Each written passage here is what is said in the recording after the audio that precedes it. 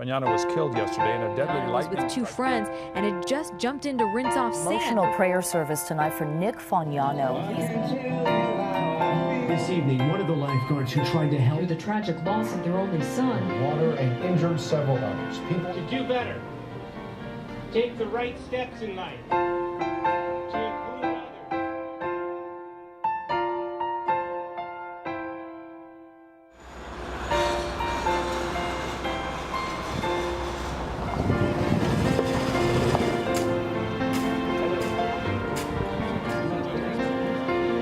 I know.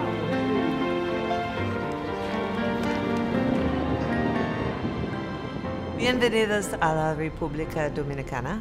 I'm Mary Fagnano, and I'm with my husband. I'm Jay Fagnano. We came here for the first time under some circumstances that we wished actually weren't the way they were. We can say that we feel very blessed to be here in this country. For you to understand what brought us here, we have to tell you a story that started on July 27th, 2014, when our son, Nick Fagnano, who was 20 years old at the time, had gone to the beach with his friends in Venice, California. And on that particular day, a cloud came over the beach. There was sun in the sky, but this one cloud somehow appeared over the beach, and as Nick told his friends he was going to go into the water to rinse the sand off, this cloud threw a bolt of lightning into the water where our son was, and Nick was instantly killed.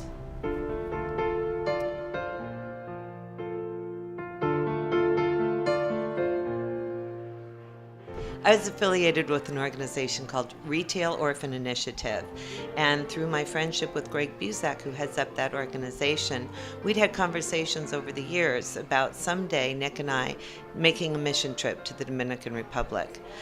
Well, Greg called me about 3 weeks after Nick passed away, and he said that there was a trip coming up, and he thought it might be something that Jay and I would want to do in honor of Nick. We said yes to that trip. This is where it all started. This is what brought us here in the first place, was carrying some laptop computers. That's all we thought we were gonna do, is bring some laptops and plug them in, and then spend time playing with kids.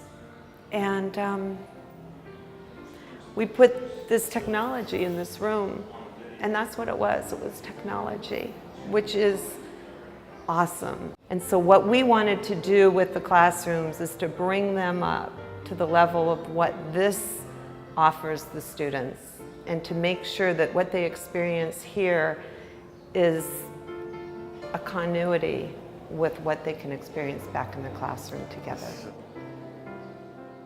When Nick was 13 years old, he saw something on television about how children in the Dominican Republic loved baseball, but they didn't have proper equipment and uniforms.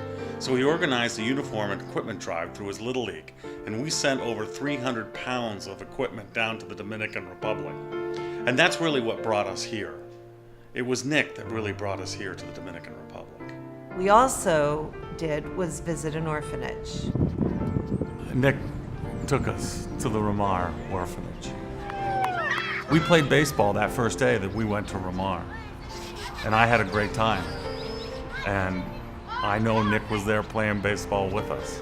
This is a typical field in the Dominican Republic, but we know that we can make it better. Oh, you got that, Greg?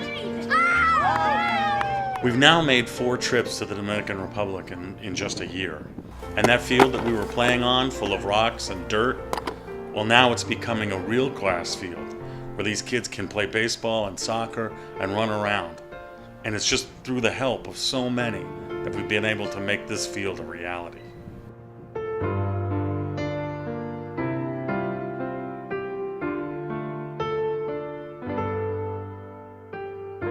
He got the blood in the feet because he was playing in the glass.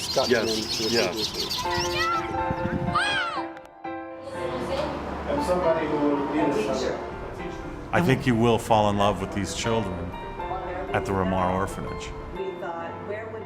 And I think you will want to help.